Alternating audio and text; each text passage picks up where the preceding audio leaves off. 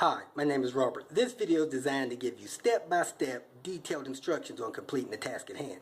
Please read the comments in the About section of this video. It has valuable information and updates. My YouTube channel has a disclaimer video that I encourage you to watch. And please like, share, and subscribe. I hope you found what you're looking for. Thank you very much for watching. In this video, I want to show you what I'm going to call a tune-up for your Keurig coffee maker. This is probably the flagship model, couple variations of it, but there are, from what I could tell by looking at other videos and other people's issues, there's 4 major problems or primary issues that these machines have, and in this video I'm going to try to combine those and give you a kind of tune-up that you may want to do to this machine the first time you have any issue. That way you clear all the problems out and start fresh, and should have a machine that'll run a year or 2 without issues.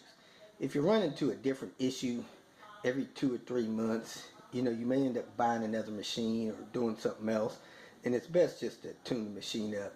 Hopefully it'll last you several years without failing to make coffee for you.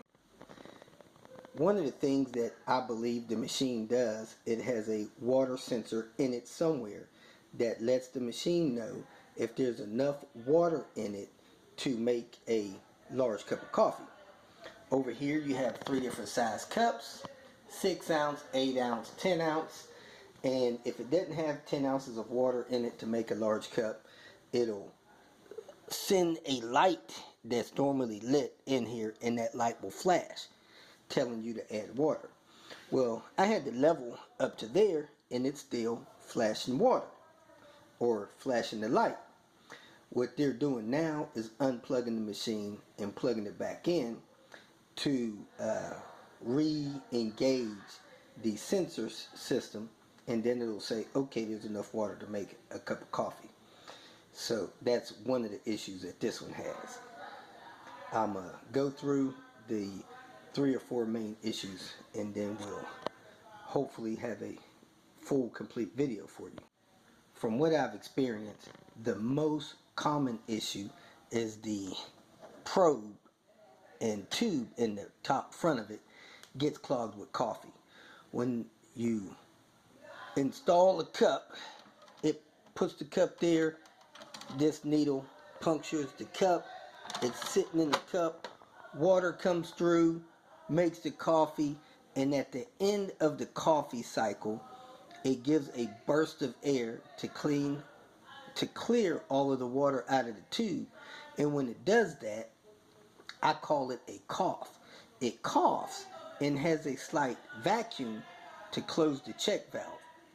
When it does that vacuum, sometimes it brings some of the coffee grains out of the cup into the tip of the thing that punctures it, and that starts a cycle of buildup in the end of that.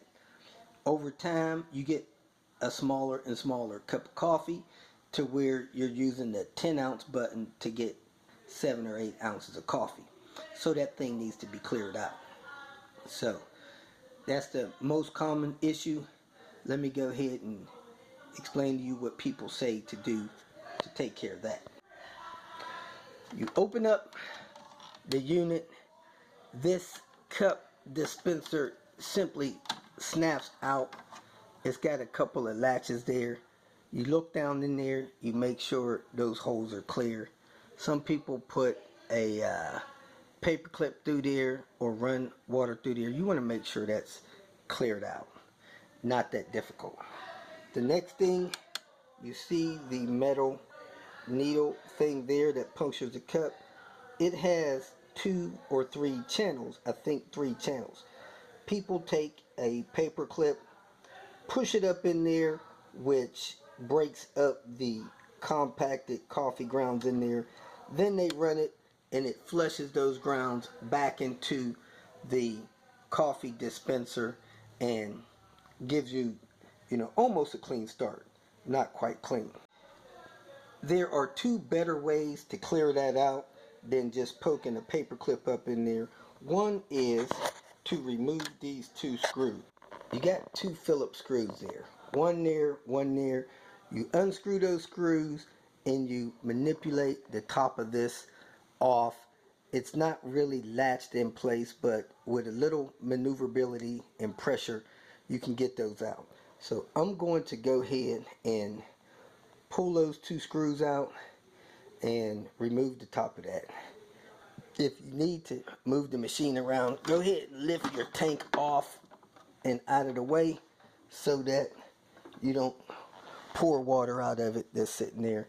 There is a little water sitting in the bottom of there, and as you can see, there's a little screen filter in there to prevent too much sludge per se from going through into the machine. So let me go ahead and pull those two screws and remove this lid. You need a relatively pointy screwdriver. I call it a 1 or a 2. A longer one may be better, or a short stubby one would be really good. Now when you take these screws out, for the first time they're kind of snug in there. Hold your hand on top of the unit, put a little pressure on the screw to break it loose, then remove the two screws. With the handle all the way up, I pushed it up and kind of back, and then it comes forward like that and out of there. So that back piece is hooked on there, so you gotta ratchet it back, then lift it out. Here's a tube that sometimes you can see coffee grounds in. That'll actually pull up and unplug from that. They usually have, some of them have a zip tie on them. If you want to be careful not to break something, you may take those two screws out. But let me see if I can massage that off of there to make sure that needle is clear. Use a screwdriver to pry this hard plastic ring up toward the top. It's helping keeping the soft tube onto that. So next you want to blow through that top tube or stick paper clip or something down through there to make sure you don't have any buildup there, because that buildup will reduce the amount of coffee that flows through there. So let me go grab a paper clip and make sure that's cleared out. You have a bobby pin, but you could use paper clip, something. Push up through these channels on this needle and just bring it out the top like you see there. And make sure that's just all cleaned out. That way whenever you run the machine, it's not having restriction with coffee grounds. Like I said, some people actually see coffee grounds up in here. So let me poke through there, push this tube on, slide that collar back on there, lock that in place, and be done with this portion of it. That's all cleaned out. Putting the tube back on it, massaging the tube down as far as it'll go, then locking it in place with this collar. As you can see, I pushed that collar down till I got the black tube back up through there. That should be good to go. So I'm going to push this back down over there, make sure it's hooked under, pull it forward, screw it back down, lock it in place. I'm going to close it. Make sure it's not up like that. It shouldn't be up like that. It should be hooked in the back of there so that that's down and secure. Now the unit will still work if this is not in right, but as you can see, the back of it's now hooked in place. The front of it's down. I'm going to put those two little screws in there. Do your best not to drop those screws in the unit somewhere. You'll be shaking them out. But you can magnetize your screwdriver to help you not drop those in there. Once it's loose, you can use a short screwdriver, but whatever one you got needs to have almost a sharp tip. Try not to strip the screws out. Blew the bottom of the cup out. There's also a slot in that needle there. Make sure that's cleared out, and the thing is ready to lock back in place. It's got an arrow there. Just clip it back in place so that it's not out. Pop, pop, pop. 3 latches. That's ready to go. Next, you have the fill valve down there. It's got a screen on it. You could do one of two things. You could take those 3 screws out, rinse all that stuff back out and put it back together. You want to be careful if you take that apart. You put it back together properly. Don't just take it apart and not pay attention how it goes back together. It looks like that thing has a little screw valve on it, and like I said, take it apart, rinse it out, put it back together. It's got a spring loaded valve in it. If that valve is clogged up, it won't flow the water in there fast enough down into the tank assembly, and that'll help it know that it has enough water to filter. So that little disc in the tank is probably a magnetic float. When I got the water out of there, that drops. So when you are full of water, it floats, and it should be triggering the sensor in there to let it know you got enough water in the tank. Anyway, I poured this water out of here. I'm gonna pull those two screws out, take that apart, and clean that by hand. I pulled the screws out of there, and that is only a screen. So I cleaned out the bottom of that. The plunger there, you could push it in and out, but didn't seem to have anything in there. So next, I'm gonna remount the tank as so. And the last two things that you could do is, one, this is a vacuum port that when the water's flowing through the machine, if you clog that up, it creates more pressure, and when you let it go, it'll create a surge to clean out any sludge in that. And last but not least, you can, if you have this kind, the turkey baster trick doesn't work. So you need to put water in there, let water drain down in the machine, lift the tank off, and then turkey baster that, which will flush water in and out of the system to help it get rid of any sludge that's in the water fill system. So I'm gonna go get water, put it in here, and then I'm gonna turkey baster the bottom.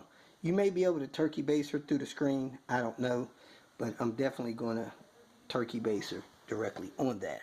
Hopefully that'll pressurize that gravity flow system, open it up so that the machine works better and faster. And again, this lets that float, which you see is sticking on this machine, it lets the system know that there is enough or not enough water in the tank to function. Full or a lot of water in it, as you can see the float is up. I'm gonna put this back on here, let it lock in place, and water should drain down into the system. So I'm gonna take the turkey baster, put it on top of the screen, and activate it. Actually, you want to suck water up in it first. I got water in it. Suck water up in it first, then put it over there and give it some squeezes in and out. This turkey baster is leaking. I don't know if that's good or bad for me, what I'm trying to do here, but as you can see, the level's going up and down.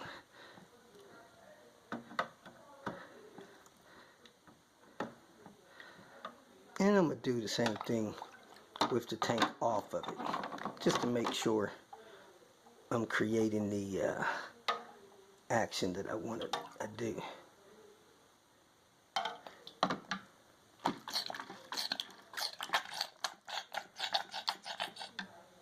Hopefully that clears out some of the sludge in there per se.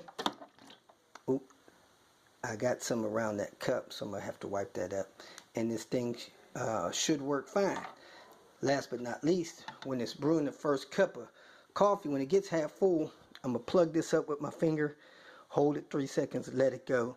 Hopefully that'll make a burst to make this thing work flawlessly. And that's the completion of the tune-up. Have the blue light, which is good, letting you know it's heating up, not ready yet. When the cup gets half full, I'm going to plug that with my finger, hold it 3 seconds, and let it go. So, without coffee in there, see if I get a cup full, ready to brew. Push the button. Like I said, when it's half full, I'm going to plug this and release it. Getting a good flow, plugging it, release it. See how that goes. Before I started the process, I was getting a little bit less than that using the 10 cup setting. So now it's not resetting where we have to unplug it and plug it back in. It's got a nice steady blue light. It's filled up. It's ready to brew. I'm going to go ahead and choose the large cup this time. See how much I get. Chose the larger one this time. Let it go ahead and brew.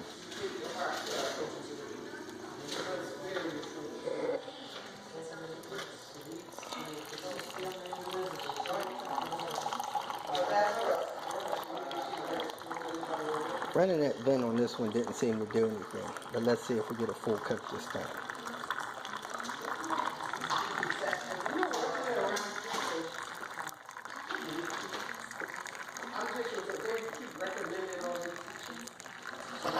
Yep, got a full cup. If you feel that this information was useful, please like it and share it with your social media friends. You can subscribe to my channel so that you will get notifications of future videos that I post. You can follow me on Twitter, and if you need to contact me directly, please visit my website. And if you have any questions, leave them below, and someone or myself will reply to them. Again, thank you very much for watching.